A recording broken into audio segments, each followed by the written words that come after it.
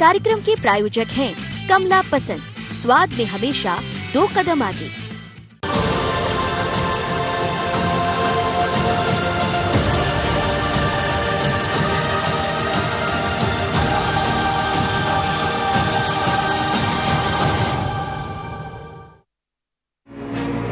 मध्य प्रदेश का ये उपचुनाव भले ही शिवराज सरकार को पूर्ण बहुमत देकर मजबूत कर गया हो, लेकिन इस उपचुनाव ने 3 मंत्रियों के राजनीतिक भविष्य पर सवाल खड़े कर दिए हैं। मंत्री इमरती देवी, गिरिराज दंडोतिया और एदल सिंह कंसाना को उपचुनाव में हार का मुंह देखना पड़ा है। शिवराज सरकार में बिना विधायक बने 14 मंत्री बनाए गए थे, जिनमें से 2 मंत्री गोविंद सिंह राजपूत और तुलसी सिलावट को 6 माह का कार्यकाल पूरा होने के बाद मंत्री पद से इस्तीफा देना पड़ा था। अब दोनों चुनाव जीत गए हैं, ऐसे में जल्द ही इनकी ताजपोशी हो सकती है। वहीं हारे हुए मंत्रियों को मंत्रिमंडल से बाहर किए जाने को लेकर कांग्रेस हमलावर हो रही है। भारतीय जनता पार्टी के जो गैर विधायक मंत्री चुनाव हार गए, उन्हें तत्काल अपने पद से इस्तीफा देना चाहिए और अपने संवैधानिक दायित्व का निर्वहन करना चाहिए। जिस तरह से नैतिक आधार पर कंसाना ने इस्तीफा दिया है, उसी तरह से इमरती देवी और गिरिराज दंडोतिया को भी इस्तीफा देना चाहिए। इस उपचुनाव में शिवराज सरकार के 12 मंत्री मैदान में थे, जिनमें से 9 मंत्री चुनाव जीते और 3 मंत्री हार गए। ऐसे में अब हारे हुए मंत्रियों को लेकर भाजपा चिंतित है और उनके राजनीतिक भविष्य को लेकर विचार कर रही है। हालांकि हारे हुए मंत्री अपने क्षेत्र के विकास का दावा करते हुए मंत्री पद छोड़ने की भी बात कर रहे हैं। के विकास जैसे होने थे वैसे होंगे, जैसे सत्ता सरकार में होने थे उसी तरीके से इमरती देवी सत्ता सरकार में काम कराएगी, खुद खड़े होकर कराएगी। क्यों नहीं, हमको देंगे, इस्तीफा ही देना है हमको और शीर्ष नेतृत्व का आदेश होगा, हम 1 सेकंड में इस्तीफा दे देंगे। शीर्ष नेतृत्व जो आदेश करेगा हम उसका पालन करेंगे और हमें न पद से कोई मोह नहीं है और पद के लिए हम राजनीति नहीं करते, हम जनता की सेवा के लिए राजनीति करते हैं। एदल सिंह कंसाना ने चुनाव हारने के बाद मंत्री पद से इस्तीफा दे दिया था, लेकिन अभी भी इमरती देवी और गिरिराज दंडोतिया हार के बाद भी मंत्री बने हुए हैं, जिसको लेकर कांग्रेस सरकार को घेर रही है। अब देखना होगा कि चुनाव हारे मंत्रियों का पुनर्वास सत्ता में होता है या फिर संगठन में। Bureau report, IND 24।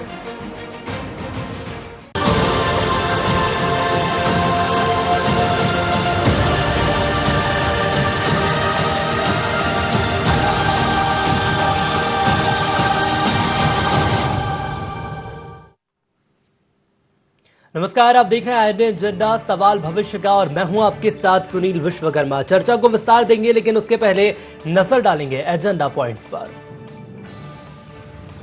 चुनाव हारे मंत्रियों का क्या होगा भविष्य?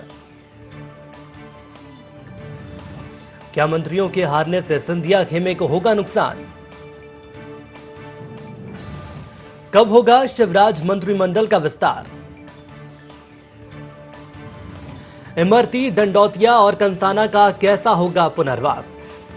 तो चलिए इन्हीं कुछ सवालों को लेकर हम चर्चा की शुरुआत करेंगे, लेकिन इसके पहले मैं आपको बता दूं कि जो विधानसभा उपचुनाव के परिणाम रहे उसके बाद बहुमत के साथ शिवराज सरकार मैदान में है और आने वाले वक्त में मध्य प्रदेश को स्वर्णिम मध्य प्रदेश बनाने की बात शिवराज सरकार के द्वारा की जा रही है। लेकिन सवाल यहां पर यह सामने आ रहा है कि भाजपा को एक झटका भी लगा है। 3 ऐसे मंत्री जो कि चुनाव हार गए हैं। कंसाना की बात करें तो उन्होंने इस्तीफा जरूर दे दिया है, लेकिन अभी भी 2 ऐसे बड़े नेता, 2 ऐसे बड़े मंत्री हैं जो कि मंत्रिमंडल में शामिल हैं। और बात यदि हम कांग्रेस की करें तो कांग्रेस इन्हें हटाने को लेकर हमलावर मोड में नजर आ रही है। चर्चा को विस्तार देंगे, खास मेहमान हमारे साथ जुड़ चुके हैं। सबसे पहले परिचय मैं आपका उनसे करा देता हूं। हमारे साथ हिदायतुल्लाह शेख साहब जुड़ चुके हैं, प्रवक्ता है मध्य प्रदेश भाजपा से, स्वागत है सर आपका। राम पांडे जी जुड़ चुके हैं, प्रवक्ता है कांग्रेस से, स्वागत है सर आपका IND 24 में। और वरिष्ठ पत्रकार के तौर पर सुरेश शर्मा जी भी हमारे साथ जुड़ चुके हैं, सर आपका भी स्वागत है IND 24 में। सबसे पहले हिदायत जी, मैं आपसे ही समझना चाहूंगा, शिवराज सरकार के 12 ऐसे मंत्री जो कि चुनावी मैदान में हमने उपचुनाव में हमने उनको देखा, 9 मंत्रियों की बात की जाए तो वो जीत चुके हैं, लेकिन 3 ऐसे मंत्री जो कि चुनाव हार गए हैं। अब ऐसे में कंसाना जी ने जरूर अपना इस्तीफा दे दिया है, लेकिन यदि अन्य मैं 2 की बात करूं तो फिलहाल उनका भाजपा में राजनीतिक भविष्य क्या है? नहीं, भारतीय जनता पार्टी के कार्यकर्ताओं के राजनीतिक भविष्य की चिंता करने की कोई आवश्यकता नहीं। भारतीय जनता पार्टी का नेतृत्व जिसके जो काम देना है, जिसको अपनी योग्यता के अनुसार देना है, सरकार में देना है काम, संगठन में देना है काम, वो अच्छी भली भांति जानता है, वो सब लोगों को काम देते हैं। मुझे प्रवक्ता बनाना है तो भाजपा को पता है मेरी योग्यता क्या है, मुझे बनाया है उसके अंदर। तो ये मुझे नहीं लगता कि कोई बहुत बड़ा विषय हो सकता है। लेकिन ठीक है, आप चिंता कर रहे हैं तो मैं बता दूं कि इसके अंदर कोई बहुत बड़ी बात नहीं है। हमारे यहाँ सब कार्यकर्ता लगातार उस पर काम कर रहे थे। मैं आपके अभी आपके एजेंडा पॉइंट देख रहा था तो आप उसके अंदर लग रहे थे कि सिंधिया खेमा कमजोर होगा। आप अब इस चीज से जरा परहेज करना शुरू कर दीजिए। सिंधिया जी भारतीय जनता पार्टी के कार्यकर्ता है और ये सिंधिया जी का ही वक्तव्य है कि मैं एक सामान्य कार्यकर्ता की तरह भारतीय जनता पार्टी का काम कर रहा हूँ। हमारे यहाँ कोई गुट नहीं है, सब भाजपा के। हमारे प्रदेश अध्यक्ष विधि शर्मा जी, हमारे मध्य प्रदेश के नेता शिवराज सिंह चौहान जी, जिनके नेतृत्व में हमने चुनाव लड़ा, जिनके नेतृत्व में हम सरकार चला रहे हैं, हमारे राष्ट्रीय अध्यक्ष नड्डा जी। हमारे यहाँ कोई गुटबाजी नहीं है। इस बात पर जरा नोट कर लीजिए। ये पॉइंट नहीं हो सकता एजेंडे का कि कौन कमजोर है क्या नहीं है। गिरिराज दंडोतिया जी ने भी बोल दिया है कि वो इस्तीफा दे रहे हैं। और ये सारा की सारा जो मामला है कि कौन मंत्री रहेगा कौन मंत्री नहीं रहेगा, ये मुख्यमंत्री का अधिकार है। और ऐसे उदाहरण पहले मध्य प्रदेश में दिखे। अभी तो जो स्थिति थी, मंत्रियों ने अपने मध्य प्रदेश के विकास के लिए उन्होंने इस्तीफा दिया और वापस जनता के बीच में गए थे। इन्होंने नाना प्रकार की बातें करी। लेकिन ऐसे भी हुआ है कि तुष्टिकरण के नाम पे सुरेश शर्मा जी यहाँ बैठेंगे। क्या वो 1993 के अंदर पहले आपने एजी कुरैशी को बना दिया, फिर इब्राहिम कुरैशी को बना दिया, जबकि पता था कि ये आप विधायक बन ही नहीं सकते। हमने तो जिनको मंत्री बनाया था वो जनता की अदालत में गए थे।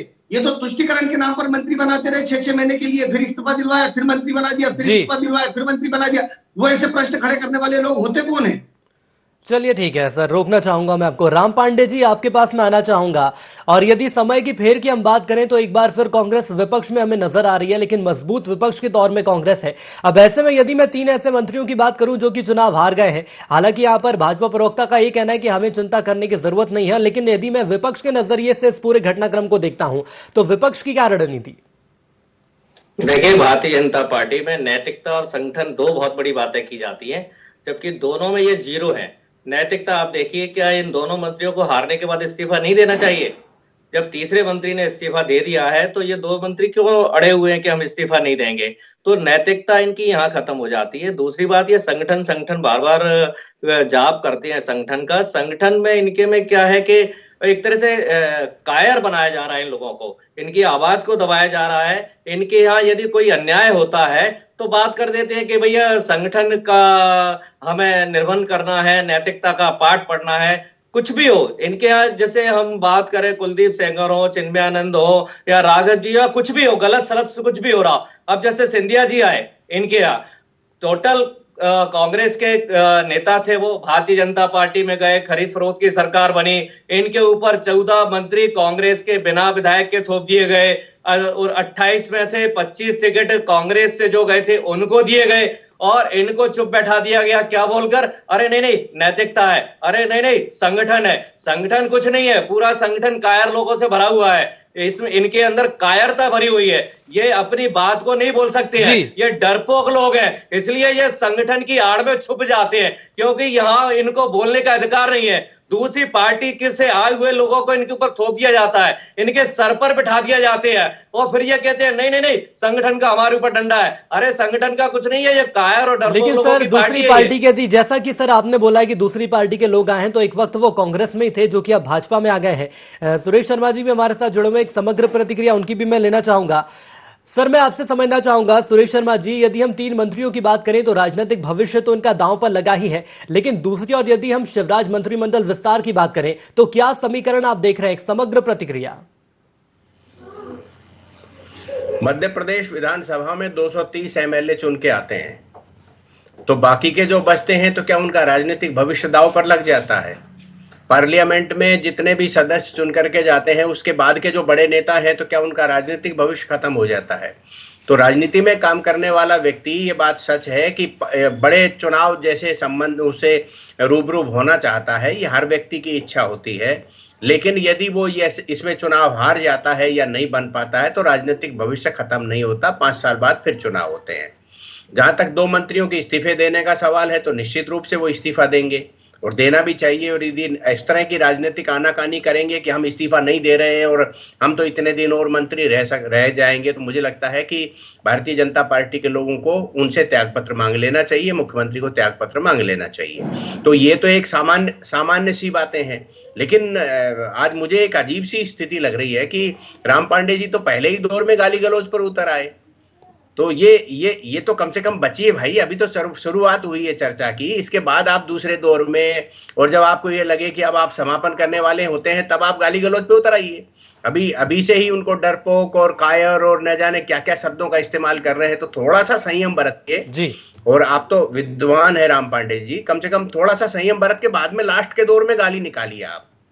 नहीं, लेकिन तो सर कोशिश तो हमारी यही रहेगी कि सर इस मंच पर गाली गलौच ना देखने को मिले और एक स्वस्थ परिचर्चा में यहाँ पर चाहता हूँ सर। यदि पढ़े लिखे लोग और अच्छे लोग जो है, अच्छे वक्ता लोग, तो इनको संस्कार लगते हैं। भारतीय जनता पार्टी गाली देती है तो इनको शर्मा जी को वो संस्कार नजर आते हैं। नहीं तो मैं उनके लिए झंडे लेके घूमता हूँ क्या कि भारतीय जनता पार्टी? जी और क्या, आप तो बीजेपी की बात कर रहे हैं, आप भारतीय जनता पार्टी के प्रवक्ता के रूप में बात कर रहे हैं। चलिए हिदायत जी, आप कुछ कहना चाह रहे हैं? राम पांडे जी मैं आपके पास आऊंगा, लेकिन हिदायत जी आप कुछ कहना चाह रहे हैं? आपकी भाषा नियंत्रण खो रही है और आप अपने आप को सुधारने की बजाय दूसरे पर आप सुधारिए अपने आप को, आप सुधारिए। राम पांडे जी मैं सर आपसे निवेदन कर रहा हूँ, कृपया यहाँ पर सर पर्सनली आप अपने आप को सुधारिए। बिल्कुल यहाँ पर वरिष्ठ पत्रकार है और मैं निवेदन करना चाहूंगा आपसे कि कृपया मान मर्यादा का यहाँ पर ध्यान रखा जाए और व्यक्तिगत बयानबाजी न की जाए। इस मामले में आपके ऊपर दया करने वाला है सुनील जी। इसलिए बिल्कुल मैं पहले भी बोल रहा था, हम जैसे लोग बैठे होते हैं तो शालीनता से बातचीत चलिए बिल्कुल सर, हमें स्वस्थ बहस ही चाहिए। और राम पांडे जी मैं आपसे सर निवेदन करना चाहूंगा कि सर कृपया करके शब्दावली का यहाँ पर ध्यान रखा जाए। उसके बाद ये चलिए ठीक है सर। मध्य प्रदेश की जनता सुन रही है कि कौन कितना भाई चुनाव में हार जीत लगी रहती है। सरकार आज आपकी आएगी, कल फिर आ जाएगी। सर एक एक करके सुरेश जी, आप लोगों ने मेहनत की थी, सुरेश जी आपकी बारी आएगी, पहले हिदायत जी। आप ज्ञान मत दे मुझे यहाँ बैठकर। आपने जो जवाब दिया था, मैंने आपको एजी कुरैशी, मैंने आपको इब्राहिम कुरैशी, आपको कई ऐसे उदाहरण दिए, आप उन पर जवाब दे सकते थे। जब जवाब देने की हिम्मत नहीं है, पढ़े लिख के आइए, मध्य प्रदेश को समझिए, मध्य प्रदेश की राजनीति को समझिए, संविधान को समझिए, मुख्यमंत्री के अधिकार को समझिए। लोकतंत्र संविधान से चलता है, आपकी बातों से नहीं चल रहा है। आपको जनता ने नकार दिया और क्या बार बार बिकाऊ बोलते रहते? बिकाऊ बोल के गए थे ना जनता के बीच में, जनता ने नकारा या नहीं नकारा? अब माफी मांगो उन लोगों से जिन लोगों को बिकाऊ बोलते थे, जनता से माफी मांगो जिन लोगों को बोलते थे कि आपका वोट बेच दिया गया है। आप यहाँ पर आकर कायर इस किस्म की बात करते हैं। उस आदमी के बारे में क्या बोलोगे जो जब से आपकी पार्टी का अध्यक्ष बना है, बाद में शपथ छोड़ दिया, जिसने पूरी पार्टी को बर्बाद कर दिया, जिसके बारे में आज कपिल सिब्बल जी और बोल रहे थे, उसके बारे में कुछ बोलने के लिए है आपके पास? उस व्यक्ति के बारे में बोलने के लिए जिसको मूर्ख चलिए बिल्कुल बिल्कुल सर। राम पांडे जी बोल रही है, ठीक है सर, मैं रोकना चाहूंगा। राम पांडे जी से प्रतिक्रिया ले लेंगे यहाँ पर। हिदायत जी बैठ के जरा सज्जनता से और सौम्यता से बात करिए। बिल्कुल सर, IND24 एक ऐसा मंच है जहाँ सज्जनता और सौम्यता से बातचीत यहाँ पर की जाएगी। राम पांडे जी आपकी प्रतिक्रिया चाहूंगा सर मैं। जी इनके बकवास बहुत सुन ली, अब इनका मुंह बंद कराइए। अरे यार चुप रहिए राम पांडे जी। मैं सर रिक्वेस्ट करना चाहूंगा आपसे, पहले भी मैंने आपसे बोला कि कृपया मर्यादा का यहाँ पर ध्यान रखें सर। मर्यादा का यहाँ पर ध्यान क्यों नहीं रखा जा रहा है? बहुत चला लिया आपने, मुंह चला। चलिए ठीक है सर, मैंने आप दोनों का ऑडियो बंद कर दिया है और आप दोनों सिर्फ चार्ली चैपलिन की तरह मुंह चलाते रहेंगे, आपकी आवाज मुझ तक नहीं आएगी। सुरेश शर्मा जी, यदि मैं बात करूं वर्तमान राजनीति की मैं बात करूं तो कांग्रेस के द्वारा जो यहां पर रिएक्शन दिए जा रहे हैं, कैसे कांग्रेस की बौखलाहट माना जाए? नहीं, एक देखिए, अपेक्षाएं सत्ता में वापसी की थी और उस अपेक्षाओं के आधार पर जनता ने समर्थन नहीं दिया, इसलिए तीखी प्रतिक्रिया तो स्वाभाविक है। और राजनीतिक रूप से ये कहा जाना कि विधायक बिक गया और ये भी अधिकार बनता है कि उनको शंका करने का अधिकार है कि उनके यहां से यदि 22 विधायक टूट करके गए हैं। लेकिन जो दूसरे शब्दों का इस्तेमाल हो रहा है, मेरा तो उत्ते भर से ऐतराज है। बाकी मेरे को राजनीतिक टिप्पणियों से कोई विवाद नहीं है जी। राजनीतिक दल है, राजनीतिक टिप्पणियां करेंगे, इसमें मुझे आपत्ति नहीं है। पर यह मध्य प्रदेश की जनता ने कांग्रेस को जो अपेक्षा थी उस अपेक्षा को पूरा नहीं किया। उसने शिवराज को समर्थन दिया है, शिवराज को मुख्यमंत्री बनाने के लिए पूर्ण बहुमत दे दिया, ये स्वाभाविक रूप से। और आज हमारे एजेंडे का जो सब्जेक्ट है वो ये है कि जो इन बाकी के मंत्रियों को इनको निश्चित रूप से त्यागपत्र देना चाहिए और त्यागपत्र न देने से इन दोनों यानी इमरती देवी जी की और गिरिराज दंडोतिया जी की प्रतिष्ठा खराब होती है। उन्हें जो है अपने उसका परिचय देना चाहिए। ये बात बिल्कुल फैक्ट है कि राजनीति में नैतिकता गिर रही है, लेकिन नैतिकता का परिचय देना चाहिए और उन्हें त्यागपत्र देना चाहिए। और कांग्रेस को मांग करने का अधिकार है, विपक्षी दल है वो, उसको टिप्पणी करने का भी अधिकार है। लेकिन इस बात का इनको निर्णय लेना पड़ेगा कि ये जो है अब चुनाव हारने के बाद ये क्यों है, और इस सवाल का जवाब भी देना पड़ेगा कि सरकार जो है इस सारे मामले में अभी ठंडे बस्ते में क्यों डाले हुए है इस मामले को। जब एक इस्तीफा आ गया तो वो राज्यपाल के यहाँ स्वीकार करने के लिए नहीं भेजा गया है, 2 लोगों ने इस्तीफा नहीं दिया है, उनसे इस्तीफा नहीं मांगा गया है। तो इस परंपरा को मुझे नहीं लगता है कि राजनीतिक प्रेशर में इस टाइप की परंपरा का आगे के लिए इजाद कर देना चाहिए। जैसा कांग्रेस ने एक इब्राहिम कुरैशी जी को मंत्री बनाया था, तो ठीक है, जिन भी कारणों से बनाया, वो तुष्टीकरण कहें या जो भी कहें, या हो सकता है जो भी, तो कुल मिलाकर के ये कि वो एक परंपरा डल गई, उस परंपरा की परिणति 14 हुई, और अब 14 में से 2 लोग जो इस्तीफा नहीं दे रहे, तो ये परिणति फिर लंबे समय और राजनीतिक पार्टियों को भी इस टाइप का अधिकार मिल जाएगा, एक उदाहरण बन जाएगा। तो मुझे लगता है कि ये इन्हें जल्दी से जल्दी त्यागपत्र देना चाहिए। बिल्कुल त्यागपत्र देना चाहिए सर। और इसके अलावा तमाम ऐसे सवाल हैं जो कि अब हम से चर्चा में जारी रखेंगे, लेकिन फिलहाल यहाँ पर एक छोटे से ब्रेक का वक्त हो चला है, तो ब्रेक के बाद जल्द लौटेंगे। देखते रहिए IND24।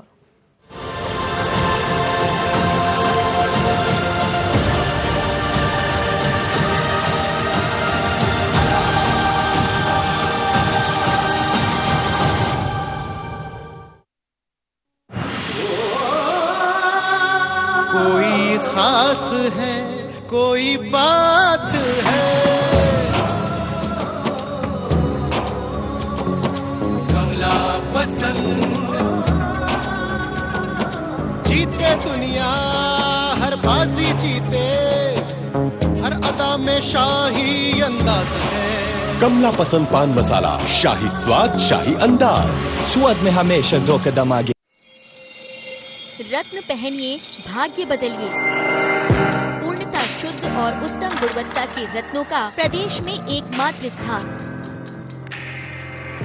रक्षत्रा जेम्स, भोपाल। संपर्क करें Marwari road showroom 8871065781, Ashoka garden showroom 9329574578, Bharat माता चौराहा showroom 8815196571। Online order www.rakshatrajames.com। Easy EMI and home delivery available।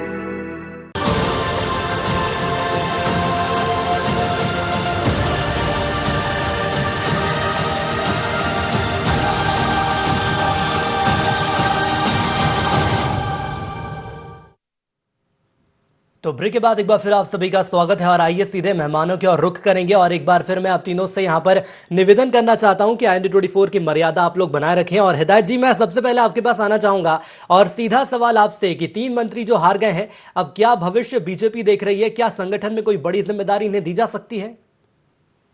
देखिए, जब संगठन की बात कर रहे हैं, ऐसा राज्य में अगर अधिकार होता है सरकार के अंदर मुख्यमंत्री का, वैसे हमारे संगठन में विशेष अधिकार हमारे प्रदेश अध्यक्ष जी का है। माननीय VD शर्मा जी हमारे अध्यक्ष, जिसको जो योग्यता के अनुसार काम देना है उसको वो काम देंगे। और भारतीय जनता पार्टी के अंदर अटल जी बोलते थे कि सबसे बड़ा अगर कोई पद होता है तो कार्यकर्ता का होता है, और लगातार रहता है। हमारे यहाँ नहीं पद पे रहने वाले भी लोग उतने ही सम्मानित रहते, उतने ही काम के रहते। और कांग्रेस की तरह तो होता नहीं है हमारे यहाँ सुनील जी कि 250 महामंत्री।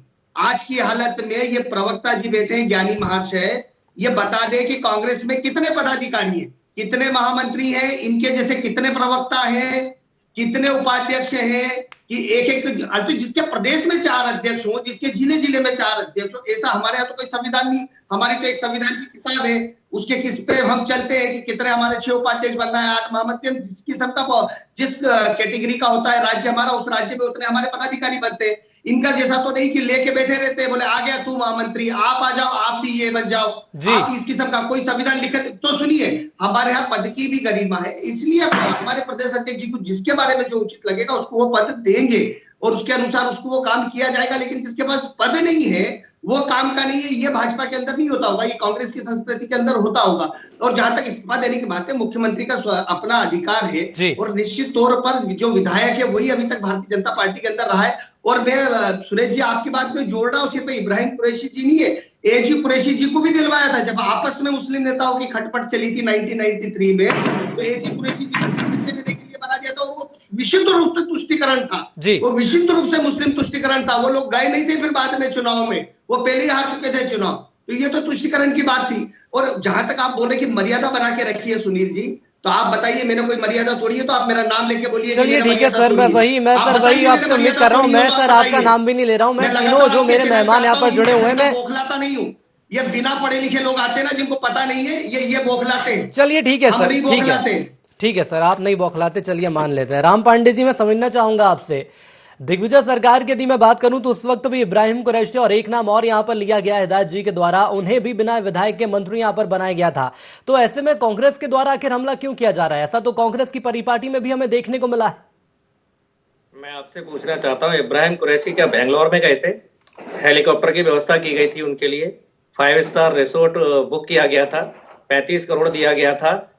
हमारे संविधान में उल्लेख है कि एक विशेष परिस्थिति होती है, उस समय यदि जरूरत होती है तो ऐसा किया जा सकता है। और अभी तो सरासर क्या देखा गया है कि भाई जो हमारे लोग थे, हमारे कांग्रेस पार्टी के विधायक थे, उनको हमसे ही लड़ा दिया गया। इससे बड़ी षड्यंत्रकारी पार्टी कौन सी होगी? कि हमारे लोग थे, वो हमारे भाई समान थे, हमने उनको नेता बनाया और इन्होंने उनके साथ क्या किया? उनको ले गए ये बहला फुसलाकर, बेंगलोर ले गए, हमारे सामने ही उनको खड़ा कर दिया। ये नैतिकता की बात करते हैं, कम से कम अपने लोगों को तो खड़ा कर देते। वो हमारे लोग थे, छोटे बच्चों को ले गए।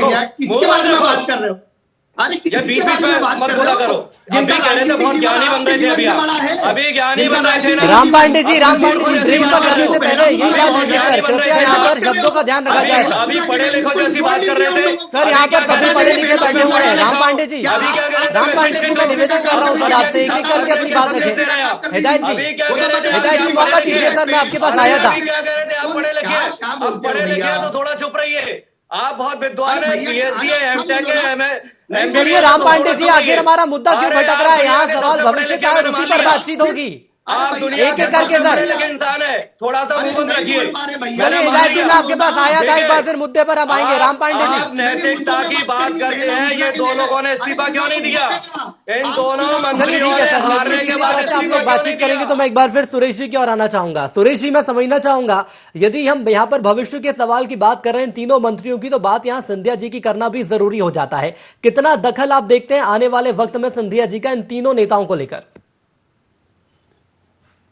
नहीं, मुझे लगता है, देखिए, राजनीतिक पार्टी के रूप में या राजनीतिक नेता के रूप में अपने समर्थकों का, अपने सहयोगियों का समावेश संगठन और सरकार में कराने के लिए लगभग नेता काम करते हैं।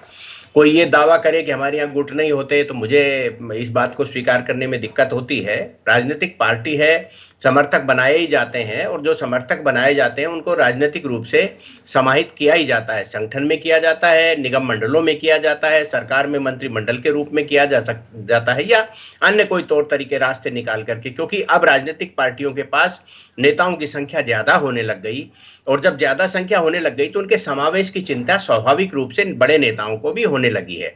और इसके अलावा जो है, जो एक सबसे बड़ा गणेश परिक्रमा करने वाले लोगों की संख्या भी काफी मात्रा में हो रही है, तो क्योंकि हर आदमी को ये मालूम चल गया है कि सबसे शॉर्टकट है, मेहनत करने की जरूरत नहीं है, परिक्रमा करिए और आप पद ले लीजिए। तो उनके पदों, उनसे बचे हुए पदों को एडजस्टमेंट करने में काफी समस्या आती है। तो मुझे ये लगता है कि जब एक बड़ा राजनीतिक पार्टी को छोड़ करके बड़ी संख्या में लोग आए हैं, तो उनके समायोजन की चिंता तो करना पड़ेगी। यदि इमरती देवी चुनाव हार गई हैं, तो उनको आप जो है कहीं न कहीं समाविष्ट करेंगे, चाहे निगम मंडल में करें, चाहे कुछ और करें, क्योंकि निर्दलीय। और अब राहुल लोधी जी को भी तो आपने करा था, आपने जो है इनको प्रदीप गुड्डा को भी तो किया है, तो इस तरीके से आपको इनको भी करना पड़ेगा। और ये एक स्वाभाविक है। ये अब ठीक है, राजनीतिक पार्टी के दोनों नेता हैं हमारे मित्र, ये स्वाभाविक रूप से राजनीतिक टिप्पणियां करेंगे और राजनीतिक टिप्पणियां करने का इनको अधिकार है। लेकिन मैं तो यही कहूंगा ना कि यदि कोई राजनीतिक पार्टी का बड़ा कार्यकर्ता जो एमएलए मंत्री रहा हो, और वो यदि किसी दूसरी राजनीतिक पार्टी में आता है, तो वो उसको जो है समायोजित करने के लिए पद के रूप में और उस सक्रिय और बड़ा नेता दिखाने के लिए उसके लिए तो किया ही जाता रहा है। आज तक कोई ऐसा नया उदाहरण नहीं है। अन्य पार्टियों के लोग अन्य पार्टियों में गए हैं, तो मुझे ये लगता है कि समायोजन होगा। लेकिन मैं इस बात से अभी भी राम पांडे जी के साथ खड़ा हूं कि त्याग पत्र इन दोनों को जितना जल्दी दिया जाना था दे देना चाहिए था। इन्होंने नहीं दिया। ये निश्चित रूप से राजनीति में गिरती हुई नैतिकता का प्रतीक है और इनको जो है त्याग पत्र देना चाहिए। और यदि नहीं दे रहे हैं कल परसों में त्याग पत्र, तो मुख्यमंत्री जी को त्याग पत्र उनसे मांग लेना चाहिए। चलिए सुरेश जी, लेकिन मैं एक चीज और आपसे यहाँ समझना चाहूंगा। यदि मंत्रिमंडल विस्तार की बात करें तो फिलहाल कौन से समीकरण आप देख रहे हैं? क्या मंत्रिमंडल विस्तार होगा ये तो तय है, लेकिन कब तक होगा? दो लोगों को मंत्रिमंडल से हटाया गया है, उनकी वापसी की जल्दी संभावना है। उसके साथ यदि नामों पर सहमति बन जाती है, क्योंकि देखिए मैंने पिछली बार भी आपके कार्यक्रम में ये बोला था, आज भी मैं बोल रहा हूं, कहने को संविधान के हिसाब से ये मुख्यमंत्री का विशेषाधिकार है कि वो मंत्रिमंडल में किसको शामिल करे। चलिए, लेकिन ऐसा होता नहीं है। ठीक है सर, मैं माफी के साथ आपको रोकना चाहूंगा और एक चीज और संशोधित मैं करना चाहूंगा। जनवरी तक का समय तीनों मंत्रियों के पास है, लेकिन इसके बाद क्या रूपरेखा आप देख रहे हैं? इसके बाद कहां एडजस्टमेंट किया जाएगा तीनों का?